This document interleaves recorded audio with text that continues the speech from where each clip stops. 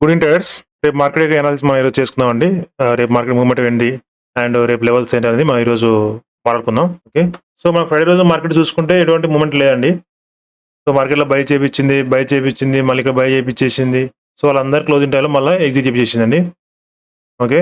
So రేపు market మనకు బీరిష్ ఉండాలంటే మాత్రం మనకు మార్కెట్‌లో గ్యాప్ డౌన్ అయిన తర్వాతకి మనకు మంచి రెడ్ క్యాండిల్ ఫార్మ్ అయితే మనకేమన్నా సెల్ ఎళ్ళే ఛాన్స్ ఉంటదండి. ఎందుకంటే ఎవరైతే ఇక ఫ్రైడే రోజు మనకు బై చేసి ఉంటారో మాక్సిమం ఈ క్లోజింగ్ టైమ్‌లోనే ఎగ్జిట్ అయ్యి ఉంటారు. సో ఎందుకంటే 3 డేస్ హాలిడేస్ ఉన్నాయి. మార్కెట్ ఒకవేళ గ్యాప్ డౌన్ అయిందంటే ఆగస్ట్ వీళ్ళకి లాస్ వచ్చేవాటికి. సో ఈ నియర్ బై ఉన్న వాళ్ళే మాక్సిమం ఈ క్లోజింగ్ ప్రైస్‌లో 50% అయినా ఎగ్జిట్ అయ్యి ఉంటారు. సో ఒకవేళ మార్కెట్‌లో మళ్ళా మనకు వీళ్ళని టార్గెట్ చేయాలంటే సో యాక్చువల్లీ ఫ్రైడే రోజే అవుద్దనుకున్నాను. 51,200 బ్రేకు. సో కాలేజేపటికి సో మార్కెట్‌లో వీళ్ళు స్ట్రాంగ్ బయర్స్ అయి ఉంటారు. సో వీళ్ళని టార్గెట్ చేయాలంటే మార్కెట్ రేపు ఖచ్చితంగా గ్యాప్ డౌన్ అయిన తర్వాతకి మార్కెట్ స్ట్రాంగ్ క్యాండిల్ ఫార్మ్ అయితేనే వీళ్ళు ఎగ్జిట్ అయ్యే ఛాన్స్ ఉంటది. సో అప్పుడు మనం మార్కెట్‌లో సెల్లింగ్ ఎళ్ళే ఛాన్స్ ఉండొచ్చండి. సో మార్కెట్‌లో మనం ఫాలో అయ్యే ఛాన్స్ ఉండొచ్చు. లేదు డైరెక్ట్ మార్కెట్‌లో ఇంకా క్రాష్ గ్యాప్ డౌన్ అయింది. 51,200 దగ్గర గ్యాప్ డౌన్ అయిందంటే మార్కెట్‌లో పానిక్ సెల్లింగ్ వస్తదండి.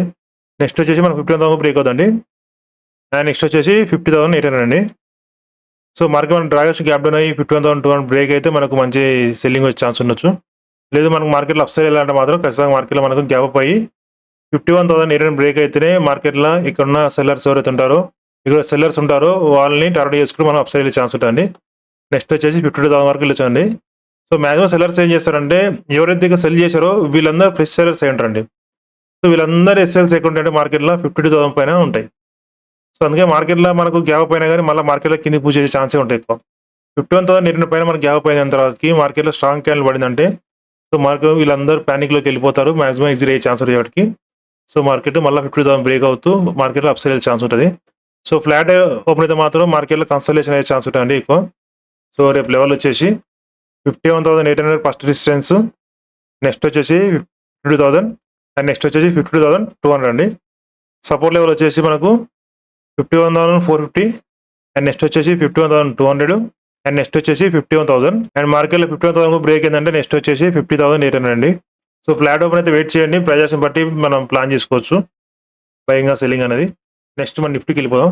నిఫ్టీలో కూడా సేమ్ అండి. మార్కెట్‌లో ఎవరైతే ఇక్కడ బై చేశారో వీళ్ళందరినీ క్లోజింగ్ టైమ్‌లోనే ఎగ్జిట్ చేపిచ్చేసింది మార్కెటు.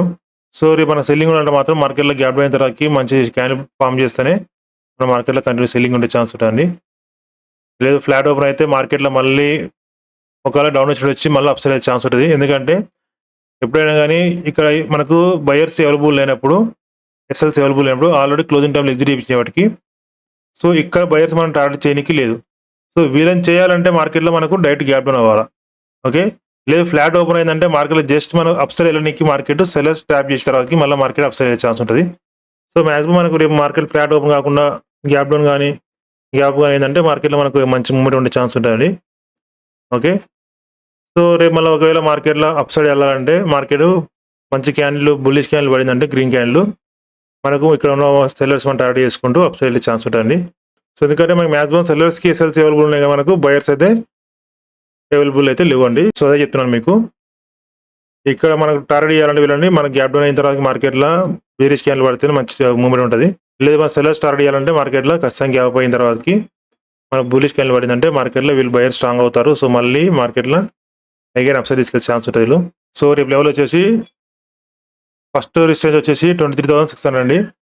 నెక్స్ట్ వచ్చేసి 23,720 అండ్ థర్డ్ వచ్చేసి 23,800 అండ్ సపోర్ట్ లెవెల్ వచ్చేసి 23,440 అండ్ సెకండ్ వచ్చేసి 23,350 అండ్ లాస్ట్ వచ్చేసి 23,200 అండి.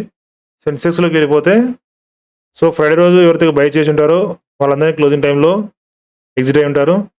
సో మార్కెట్‌లోకి వీళ్ళని మనం టార్గెట్ చేయాలంటే మార్కెట్‌లో గ్యాప్ డౌన్ అయిన తర్వాతకి స్ట్రాంగ్ క్యాండిల్ పడితేనే మార్కెట్‌లో మనం సెల్లింగ్ చేసుకోవచ్చు. లేదు మార్కెట్‌లో మనకు గ్యాప్ అప్ అయిందంటే సో ఇక్కడున్న బయర్ స్ట్రాంగ్ అవుతారు. సో మళ్ళా మార్కెట్‌లో మనకు 77,700 బ్రేక్ అయిందంటే స్ట్రాంగ్ క్యాండిల్ మనకు అప్ సైడ్ వచ్చే ఛాన్స్ ఉంటదండి. ఓకే. ఫ్లాట్ ఓపెన్ అయితే మాత్రం వెయిట్ చేయండి. మనకు ఈ లెవెల్ బ్రేక్ అయితే గాని 77,700 బ్రేక్ అయితే మనకు మంచి అప్ వెళ్ళే ఛాన్స్ ఉంటది. లేదు ఫ్లాట్ ఓపెన్ అయినాక మార్కెట్ మళ్ళీ పడుతుందంటే వెయిట్ చేయండి. సెల్లర్స్ ట్రాప్ చేసిన తర్వాతకి మళ్ళీ ఏమైనా మూవ్‌మెంట్ ఉంటే ఉండొచ్చు. ఓకే. సో మనకు మంచి మూవ్‌మెంట్ ఉండాలంటే రేపు గ్యాప్ డౌన్ గాని, గ్యాప్ గాని అయితేనే మనకు మంచి ఏదైనా వన్ సైడ్ వెళ్ళే ఛాన్స్ ఉంటదండి.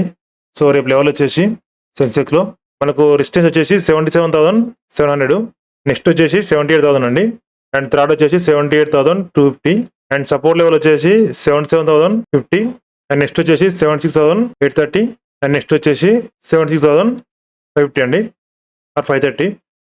Okay, thank you very much. నా అనాలిసిస్ మీకు నచ్చినట్లయితే ప్లీజ్ లైక్ చేయండి, సబ్స్క్రైబ్ చేసుకోండి, అలాగే ఆల్ నోటిఫికేషన్ ఆన్ చేసుకోండి. థ్యాంక్ యూ అండి, బాయ్, గుడ్ నైట్.